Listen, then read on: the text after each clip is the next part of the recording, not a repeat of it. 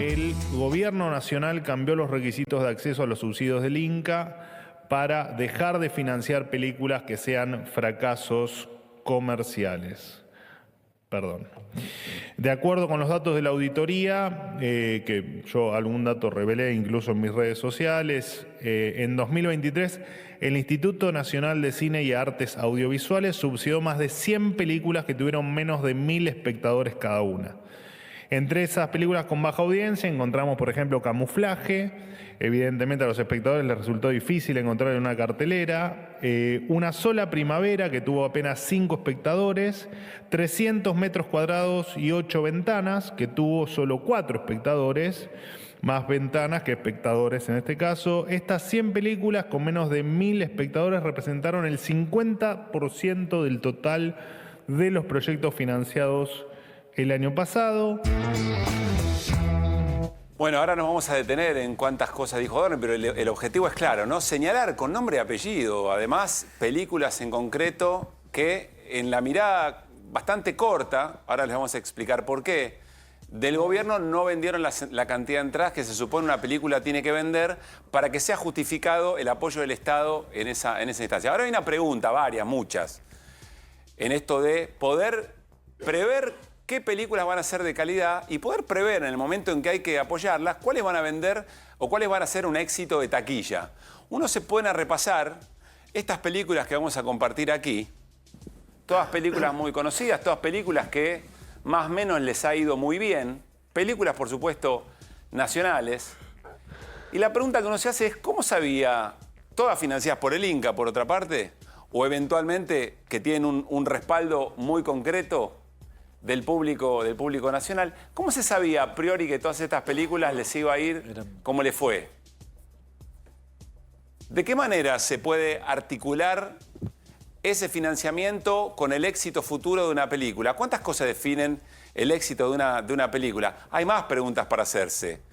¿El sentido del financiamiento del arte tiene que ver con a cuántas personas le gusta o el arte en realidad su esencia tiene que ver con otra cosa?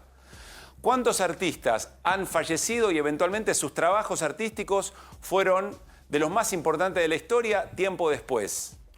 Nos vamos a la mesa, al encuentro de Diego Valle, para intentar responder alguna de estas preguntas, pero sí es, insisto, casi una cuestión personal cuando se trata de nuestra cultura. Diego, ¿cómo te va? Muy buenas noches. Hola, buenas noches. Gracias por estar acá. Diego hizo un posteo muy interesante respecto de la película Camuflaje y de lo que dijo hoy Manuel Adorni. Si querés recrearlo o eventualmente, ¿qué le contestarías a ese Adorni que hoy temprano habló de esto? Sí, yo justo había investigado un poco, hablando con los productores y siguiendo un poco el recorrido de esa película puntualmente, porque ya la están usando como caballito de batalla para explicar el supuesto fracaso. Bueno, esa película recibió del Inca, la vía digital, que es la más baja, recibió 1.800.000 pesos. A día de hoy, $2.000, pongamos que sí, como son cuotas, entonces habrá sido 5.000. Bueno, esa película se estrenó en el Festival de Berlín. Esa película ganó un premio en el Bafisi. Esa película se estrenó en la Lugones con mucho éxito, pero la Lugones no da los datos al Inca. Entonces el Inca tomó 20 espectadores de una función en Córdoba, que es lo único que estaba dentro, digamos, de la base de datos del Inca, y la puso como ejemplo de un estreno. Entonces es una película que fue a 31 festivales, recorrió el país, recorrió Sociedad de Fomento, tuvo todo un recorrido muy impresionante, con muy buena repercusión, y ya te digo, premios en varios de esos 30 y pico de festivales, y le costó al Estado, digamos, entre $2.000 y $5.000. Bueno, entonces, ¿es una película, es un fracaso? Fue a encuentro, se dio en televisión, está en streaming. Entonces, es una película que requirió una inversión mínima del Estado y nos representó en varios de los festivales más importantes del mundo. ¿Y qué hay de fondo entonces? Si encima los datos que le pasan al vocero... Bueno, perdón, yo quiero... Dale. Un segundo, pero quiero meter lo del perro. Hace poco metió que el tema de los discapacitados, que a una persona querían operarla y que habían mandado una radiografía de un perro. Y resulta que era de la gestión anterior y había sido protestado en la gestión anterior y habían atacado al médico que mandó eso. Es decir, estaban los papeles hechos sobre eso y ellos lo cuentan como si hubiera pasado de largo. Y como está contando, eligió mal la película, porque debe haber otras que quizás no tenían todo este bagaje, pero eligió una película que estuvo en la Lugones. Para sus propios argumentos eligió mal. Está mal, es que son vagos, no les preocupa demasiado, no labura. No sé, Diego. No, no labura. No sé si es importante si la película es verdad. es Sí, buena o mala. sí, que sea verdad No, es para importante nosotros sí, que las pero cosas... evidentemente nosotros confían sí, en pero- que... Por por supuesto que hay películas malas y hay películas que llevan poco público, pero digamos, también hay todo un circuito que no es el de las salas comerciales, de los shoppings, de los multicines, donde recorren películas muy valiosas, como justamente esta de Jonathan Perel, que además es sobre toda la historia de Campo de Mayo. Es una película muy importante y yo creo que ni siquiera es que la tomaron porque dijeron, no es de Jonathan Perel, alguien que ha analizado la connivencia de los grupos económicos con la dictadura. Es un director muy importante, muy interesante y muy reconocido en el mundo. Digo, la película estrenó mundial en el Festival de Berlín.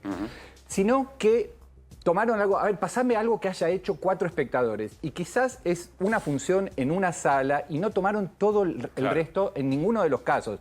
Yo no voy a defender, digamos, de una manera unívoca a todo el cine argentino y decir que todo es extraordinario. Pero justamente, si no apoyás a películas por ahí de directores desconocidos, óperas primas, nunca vas a tener una nueva Lucrecia Martel, un nuevo Pablo Trapero, etcétera, etcétera. O sea, vos decís, primero, ¿qué industria cinematográfica del mundo no tiene eventualmente películas que no hayan sido lo que se esperaba?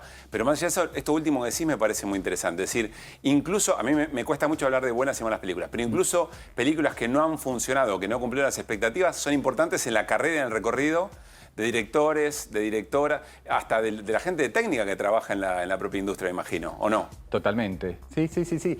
De hecho, hay en las industrias realmente importantes, Corea, Francia, ni hablo de Estados Unidos, que es otro universo, pero donde también se apoya el cine, porque ahí está la falacia.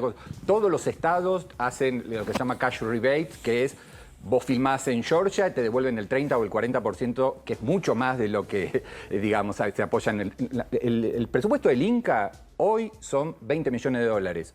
El rojo, digamos, de que están hablando, son 2 millones de dólares. Explicar, es lo que gasta en un día de rodaje una película de Marvel.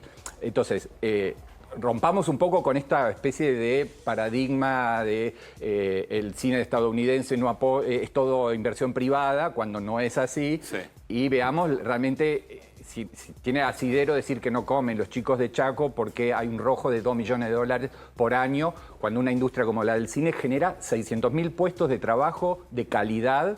Vos viste, vas a un rodaje, pasás por la calle, hay 10 camiones, está la gente de seguridad, de transporte, de catering, Lo defienden, a ver, cuando Darín defiende el Inca, cuando Suar defiende el Inca, cuando Campanella defiende el Inca, están hablando de nombres propios que generan movimiento y dicen, a mí me sirvió en el comienzo y sirve que este pequeñito apoyo, cuando las películas más grandes le dan menos, pero realmente ellos mismos reconocen que tiene mucho sentido. No estamos hablando de los tipos que son los líderes del mercado. Sí, Diego, cuando que decías me parece interesante. Cuando ellos calculan este saldo negativo, se olvidan la mitad de las cosas. Es decir, todo lo que recupera el Estado, por ejemplo, en impuestos, de todo lo conexo a la grabación, ¿o me equivoco? No, creo que no hay, está estudiado.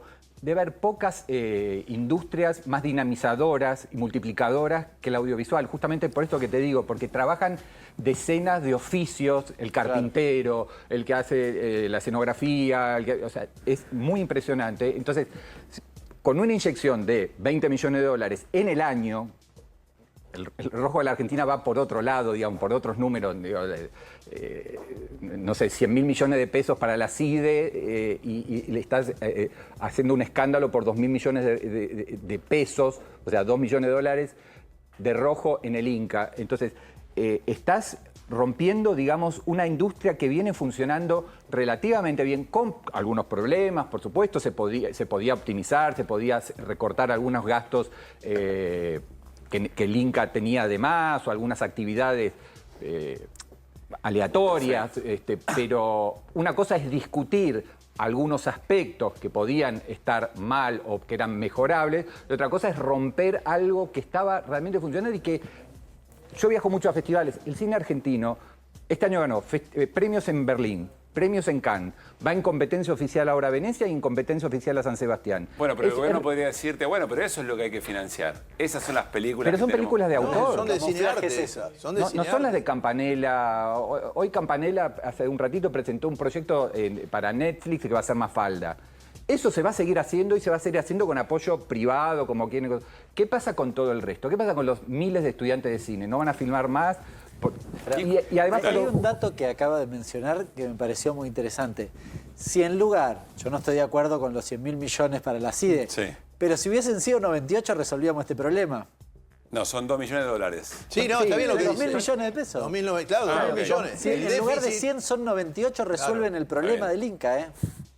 No sé si se entiende. Claro. Sí, igual, pero yo me vuelvo loco porque otra cosa importante nos está diciendo Diego es que se hace la cuenta de cuánto pone el Inca eventualmente, pero nadie hace la cuenta indirecta de cuánto le ingresa a la economía a partir de eso. ¿Y cuál es entonces? Si esto que dice el gobierno... No valorizan nada la memoria cultural. Si vos se acaba el cine, se acabó la memoria cultural de los pueblos, digamos. No todo hay países que no tienen cine y realmente admiran bastante a los países que tienen historia. México tiene, Brasil tiene, Argentina tiene. Chile tiene bastante menos cine, tuvo. Y Bolivia pudo producir muy poco. Entonces, tenés menos historia, tenés tradición, tenés Oscar, tenés un montón de cosas. Yo creo que hay una batalla cultural y hay estigmatizaciones y se pone al cine argentino como enemigo. Quizás... ¿Con qué objetivo? ¿Por qué?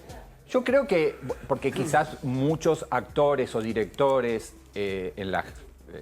cuando gobernaba el peronismo apoyaban y eran como muy cercanos ideológicamente.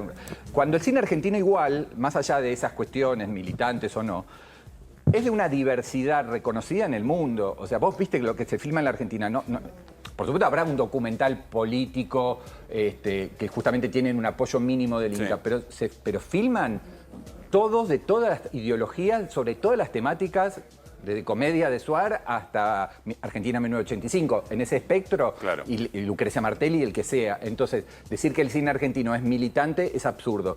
Pero bueno, evidentemente se plantean enemigos y desde... digamos, para vos esto está detrás de esta situación. Última pregunta, Diego, se me pasó volando la charla con Diego, insisto que nos importa mucho el tema. ¿Cómo es la relación del arte y el gusto de la gente? ¿Hay algún vínculo ahí que lo tiene que determinar? Es decir, ¿qué le gusta a la gente? Entonces ahí va el arte a producir eso que en algún momento determinado le gusta a la gente. No, hay géneros que son muy populares y hay actores y actrices que son muy populares y hay cineastas que garantizan, a priori, porque también Spielberg ha fallado, o James Cameron, lo que sea, pero que garantizarían en principio cierta posibilidad de éxito. Eso está muy bien, que exista, que se mantenga. El cine argentino como industria necesita éxitos comerciales, pero vos necesitas apoyar todo el espectro. A los nuevos cineastas, a los cineastas que hacen cosas un poco más ambiciosas, pretenciosas, audaces, arriesgadas. Claro, además hay cosas que surgen del under, como Los Redondos o como Capusotto, que se vuelven después clásicos y masivos. Inicialmente pero después, pero surgieron como Pablo under. Trapero hizo Mundo Grúa con 2 pesos los fines de semana, cuando era estudiante de cine, y terminó haciendo, bueno, varias de las películas más taquilleras de la historia. Sin Mundo Grúa no hubiese existido el Clan o cualquiera de las... Diego, muchísimas gracias por haber venido. Muy amable, Diego Valle.